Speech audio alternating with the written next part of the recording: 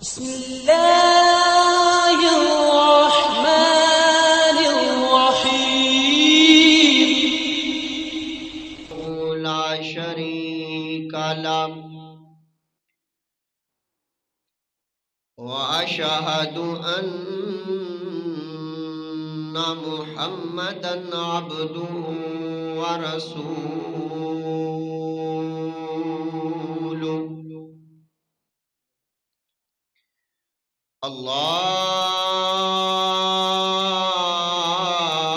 اللهم صل على محمد وعلى آل محمد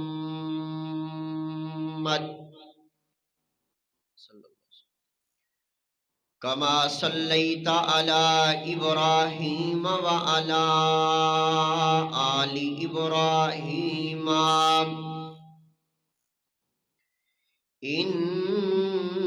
إنك حميد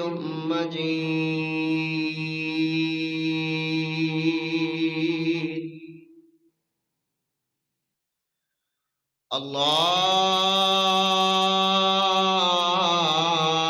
اللهم بارك على محمد وعلى آل محمد صلی اللہ علیہ وسلم كما باركت على إبراهيم وعلى آل إبراهيم إنك حميد مجيد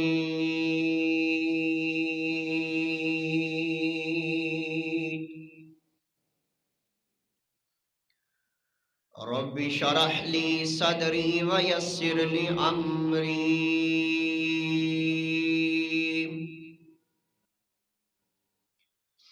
واحلل عقدة من لساني يفقهوا قولي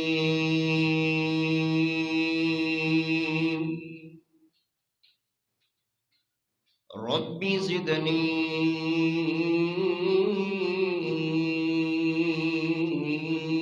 زدني علما ورب زدني علما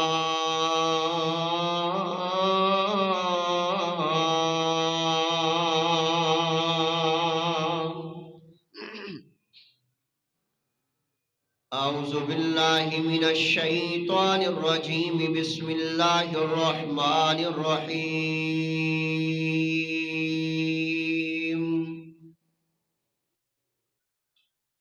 والذي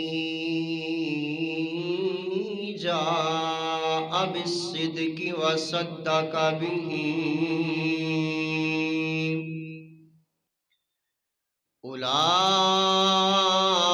أولئك هم المتقون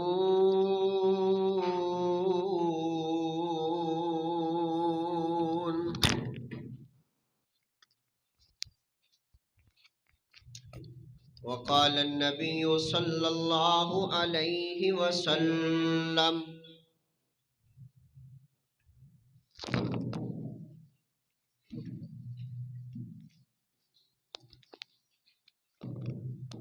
لو كنت متخذا خليلا لاتخذت أبا بكر خليلا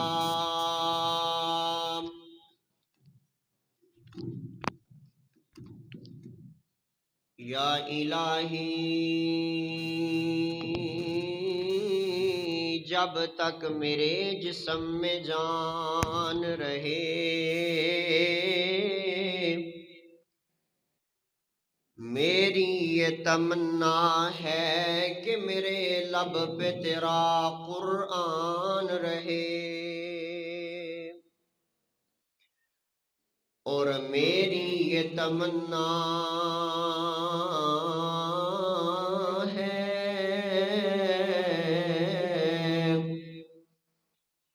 کہ مولا کچھ کام کر جاؤں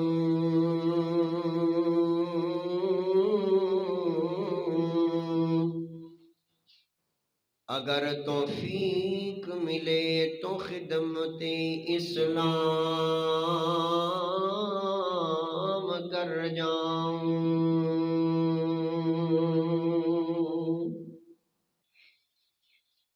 میرے مولا تو رحیم بھی ہے، تو کریم بھی ہے، تیری ذات سب سے عظیم ہے۔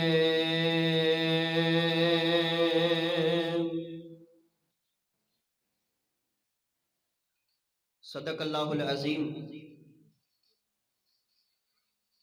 ہر قسم کی حمد و ثنا اللہ رب العالمین کے لیے، جو خالق و مالک، داتا، گنج بخش، فیض عالم، لجپال، دستگیر، علی کل شیء قدیر، فعال لما یرید، بگڑی بنانے والا، بیٹے بیٹیاں عطا کرنے والا، رزق میں فراوانی کرنے والا ہے۔ وہ اللہ جس کو چاہے بیٹے عطا کر دے، وہ جس کو چاہے بیٹیاں عطا کر دے، وہ جس کو چاہے کچھ بھی عطا نہ کرے، اسے نہ کوئی پوچھنے والا ہے، نہ کوئی کچھ کہنے والا ہے۔ جس رب ارض و سما اور اپنا مال بھی پیش کیا تو اللہ کے لیے۔ پتہ کیا فرماتے ہیں؟ جب حضرت ابو بکر نبی علیہ الصلوۃ والسلام کے بعد خلیفۃ المسلمین بنے، حکمران بنے، حضرت ابو بکر صدیق رضی اللہ تعالیٰ عنہ فرماتے ہیں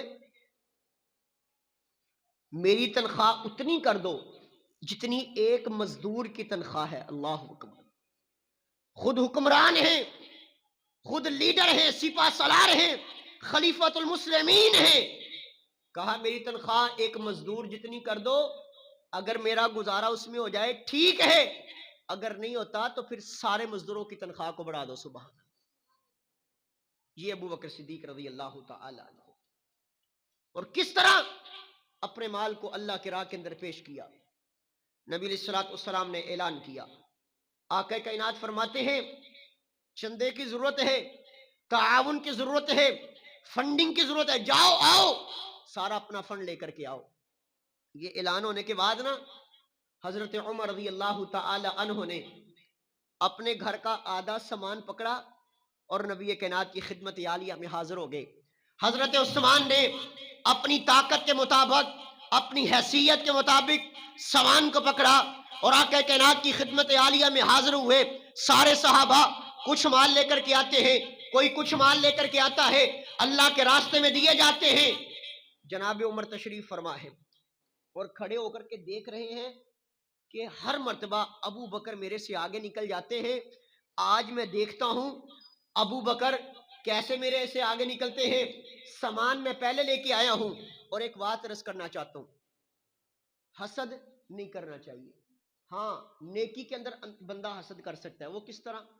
یار اگر یہ 5 نمازیں پڑھتا ہے نا تو انشاءاللہ میں نے تہجد بھی پڑھنی ہے، اگر یہ تہجد پڑھتا ہے میں نے اشراق بھی پڑھنی ہے، اگر یہ قرآن ایک دن میں 1 پارہ پڑھتا ہے میں نے 2 پارے پڑھنے ہیں۔ جب بندہ ایسے نیکی کے اندر کسی سے آگے بڑھنا چاہے نا تو بڑھ سکتا ہے۔ حضرت عمر فرماتے ہیں آج میں دیکھتا ہوں ابو بکر میرے سے آگے کیسے بڑھتے ہیں۔ حضرت عمر نبی علیہ الصلوۃ والسلام کے پاس اپنے گھر کا آدھا سامان لے کر کے آئے۔ آدھا سامان لانے کے بعد آقا کی خدمت عالیہ میں حاضر اور ایسے آنکھوں کو اٹھا اٹھا کے جناب ابو بکر کی طرف دیکھتے ہیں کہ جب جناب ابو بکر آئے میں دیکھوں آقا کائنات کی خدمت عالیہ میں کیا لے کر کے آتے ہیں۔ ادھر سے جوان ابو بکر آ رہا ہے، ایک چھوٹی سی گٹھلی پکڑی اور اپنے سر پر رکھ کر کے نبی علیہ الصلوۃ والسلام کے پاس آ رہا ہے۔ اس گٹھلی کو دیکھا، عمر کہتے ہیں آج میں ابو بکر سے آگے نکل گیا۔ ابھی یہ جملے بول رہے ہیں، ابو بکر نبی کائنات کی خدمت عالیہ میں حاضر ہوئے۔ آقا فرماتے عمر کیا لے کر کے آئے؟ آقا جی اپنے گھر کا آدھا سامان لے کر کے آیا ہوں اور آپ کی خدمت عالیہ میں حاضر کر دیا۔ سبحان اللہ۔ کہا ابو بکر اب سوال میں آپ سے کرنا چاہتا ہوں، آپ کیا لے کر کے آئے ہیں؟ آقا جی آپ نے گھر چھوڑنے کا نہیں کہا تھا، آپ نے تو گھر سے لانے کا کہا تھا۔ سبحان اللہ۔ آقا جی میں گھر کچھ چھوڑ کے نہیں آیا، سارا سامان لے کر کے آ گیا ہوں، اور تیری اور میری اما جان سیدہ عائشہ صدیقہ رضی اللہ تعالی عنہا فرماتی ہیں میرے بابا جان ابو بکر کہنے لگے عائشہ یہ میں نے دیوار کے ساتھ ایک سوئی لٹکائی تھی، وہ سوئی بھی مجھے دے دو، میں نبی کائنات کی خدمت عالیہ میں حاضر کرنا چاہتا ہوں، کیونکہ آقا کا فرمان آ گیا ہے میں سب کچھ نبی کائنات کی عظمت کے اندر آپ کے قدموں سے قربان کرنا چاہتا ہوں۔ آقا جی جب آپ نے اعلان کیا تھا کچھ لے کر کے آنا ہے، آپ نے یہ کہا تھا لے کر کے آؤ، نہ یہ کہا تھا کہ کچھ گھر چھوڑاؤ۔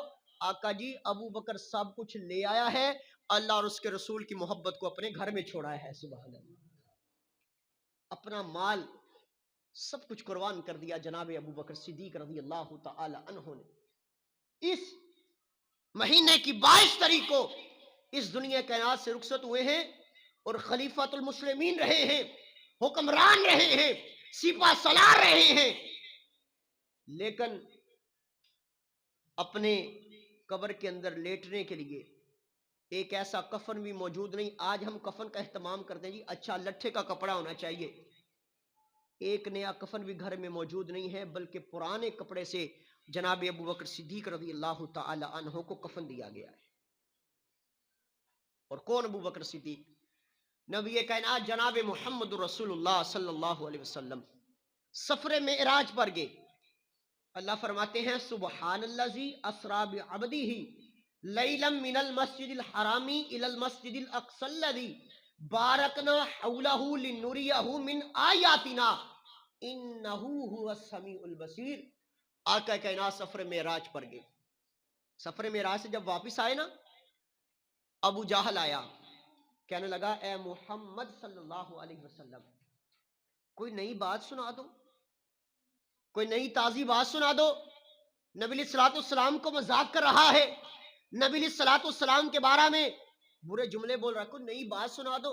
نبی پاک فرماتے ابو جہل تجھے پتا نہیں جب میں نے تمہارے بڑوں کے سامنے نبوت کا اعلان کرنے سے پہلے اپنے کردار کے بارے میں پوچھا تھا تو تم ساروں نے یک زباں ہو کر یہ کہا تھا محبوب آپ سچے ہیں، صادق ہیں، امین ہیں۔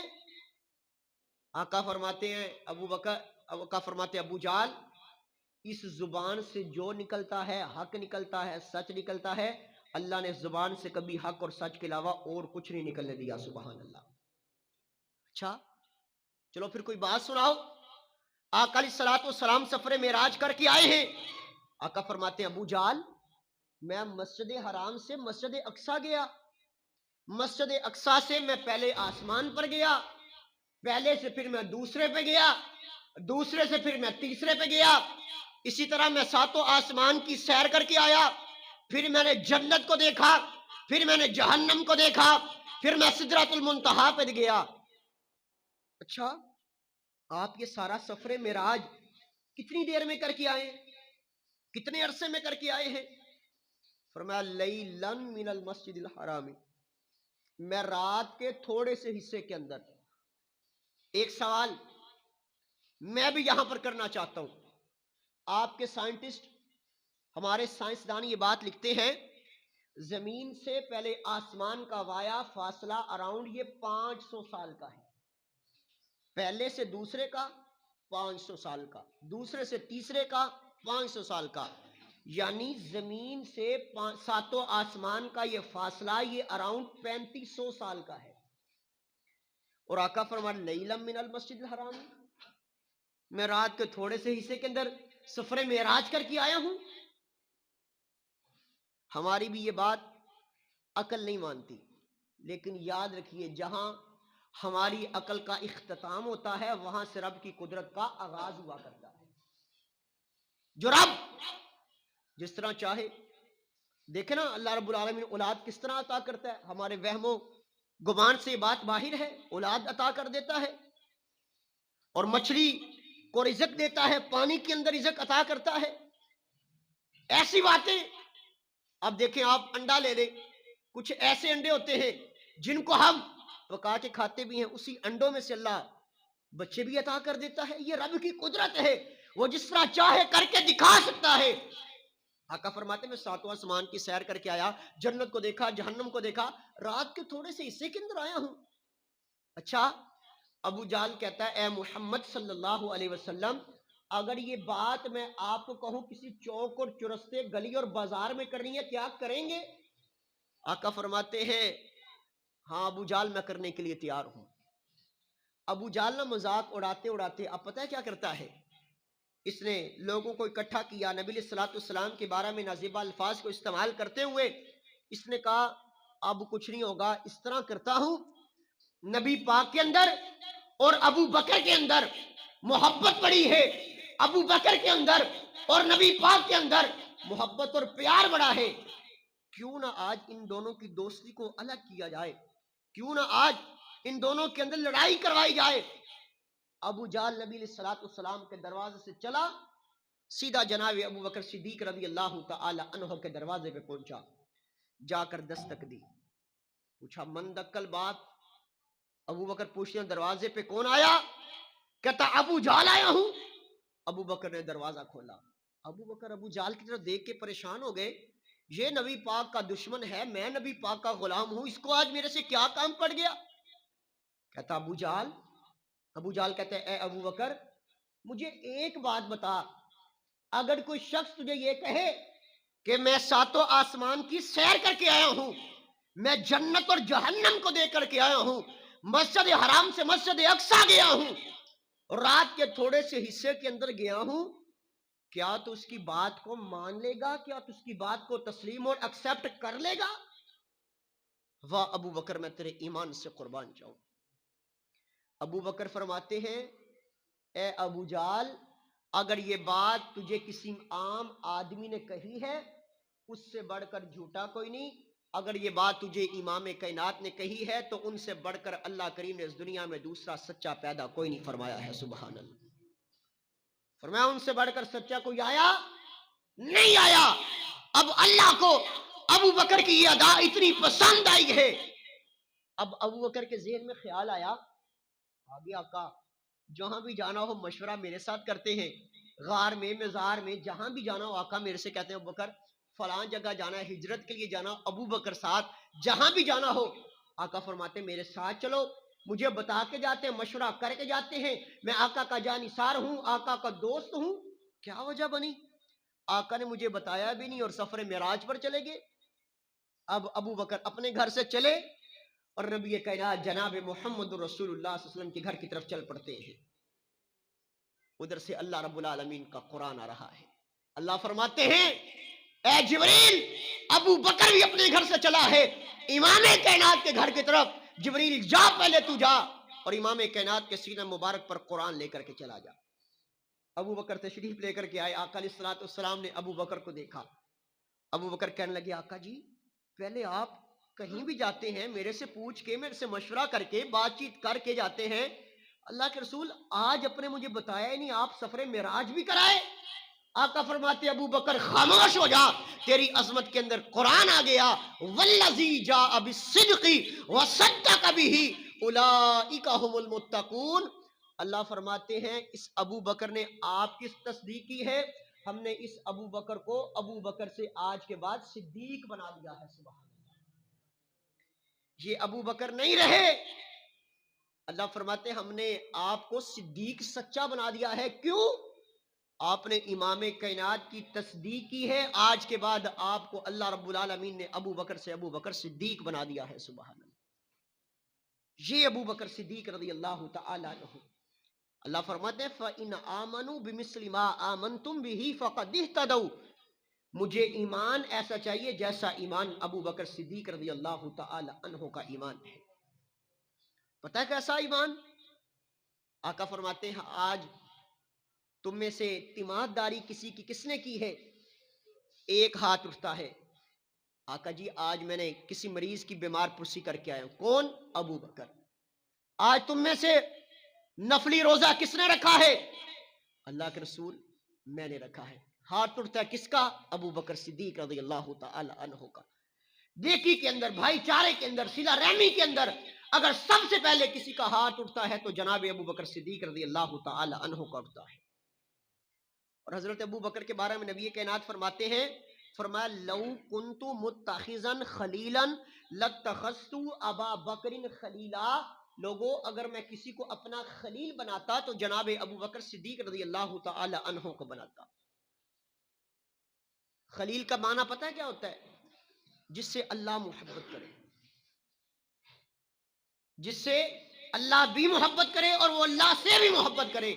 آقا فرماتے اگر میں نے کسی کو اپنا خلیل بنانا ہوتا، ایسا دوست جگری بنانا ہوتا تو جناب ابو بکر صدیق رضی اللہ تعالیٰ عنہ کو بناتا۔ آقا فرماتے میرا خلیل ہے تو اللہ ذوالجلال والاکرام رہے۔ اور ابو بکر کے بارے میں نبی پاک نے فرمایا، جس کے بارے میں اہل سنہ والجماعہ کا جتنی جماعتیں ہیں، اس ساری جماعتوں کا اس بات پر اجماع ہے کہ افضل البشر بعد الانبیاء، سارے نبیوں کے بعد اگر کوئی عظیم ترین شخصیت ہے تو وہ جناب ابو بکر صدیق رضی اللہ تعالی عنہ کی ہے۔ تیری اور میری اماں جان سیدہ عائشہ صدیقہ رضی اللہ تعالی عنہا، آخری باتیں کریں اور بات کو ختم کریں۔ تیری اور میری اماں جان سیدہ عائشہ صدیقہ رضی اللہ تعالی عنہا تشریف فرما، نبی کائنات بھی تشریف فرما، آقا علیہ الصلوۃ والسلام کے ساتھ ماں جی بیٹھی ہیں اور ایسے یہ نگاہیں، یہ آنکھیں آسمان کی جانب اٹھی، آسمان پر ستارے دیکھے، کہا اے میرے سر کے تاج، اے امام کائنات، اے تاجدار کونین، اے تاجدار ختم نبوت صلی اللہ علیہ وسلم، آپ مجھے بتائیے کیا آسمان کے ستاروں جتنی کسی کی نیکیاں ہیں؟ فرمایا ہاں عائشہ، میرے یار حضرت عمر رضی اللہ تعالی عنہ کی نیکیاں آسمان کے ستاروں جتنی ہیں۔ حضرت عائشہ خاموش ہو گئی۔ آقا فرماتے عائشہ خاموش کیوں ہوئی؟ وجہ کیا ہے؟ آگے سوال نہیں کرتی، چپ کیوں ہوگی، خاموش کیوں ہو گئی؟ آقا جی میں نے یہ سمجھا تھا کہ آسمان کے ستاروں جتنی نیکیاں تو میرے باپ ابو بکر کی ہوں گی۔ آقا جی وہ آپ کے غار وزار کے ساتھی۔ آقا جی میں نے یہ سمجھا تھا کہ آسمان کے ستاروں جتنی نیکیاں امام کائنات جی میرے باپ ابو بکر صدیق رضی اللہ تعالی عنہ کے ہوں گے۔ سبحان اللہ۔ آقا علیہ الصلوۃ والسلام فرماتے ہیں عائشہ پریشان نہ ہو، عمر کی ساری زندگی کی نیکیاں آسمان کے ستاروں جتنی ہیں اور ابو بکر کی ایک رات کی نیکیاں آسمان کے ستاروں جتنی ہیں۔ سبحان اللہ۔ اور آقا نے فرمایا تھا میرے پر جس کسی نے احسانات کیے ہیں، آقا نے فرمایا تھا میرے پر جس کسی نے احسانات کیے ہیں میں نے اس کے احسانات کا بدلہ دنیا میں دے دیا ہے۔ ابو بکر تیرے احسانات کا بدلہ نہیں دے سکا، اگر تیرے احسانات کا کوئی بدلہ دے گا تو اللہ کل قیامت والے دن خود عطا کریں گے تیرے احسانات کا، تیرے اتنے احسان۔ اور عبد المجید سہروردی نے بڑی پیاری بات اپنی کتاب کے اندر لکھی ہے، کل قیامت کا دن ہوگا، حساب و کتاب کا معاملہ شروع ہونے لگے گا۔ آقا فرمائیں گے، اللہ فرمائیں گے آقا علیہ الصلوۃ والسلام کو چلو بھی آقا جی، اے امام کائنات جی، حساب و کتاب کا معاملہ شروع کیا جائے، کوئی ایسا بندہ پیش کیجئے جس کا ہم نے حساب و کتاب لینا ہے۔ آقا علیہ الصلوۃ والسلام حضرت ابو بکر کا ہاتھ مبارک پکڑ کے جناب ابو بکر کو آگے کر دیں گے۔ سبحان اللہ۔ آقا جی،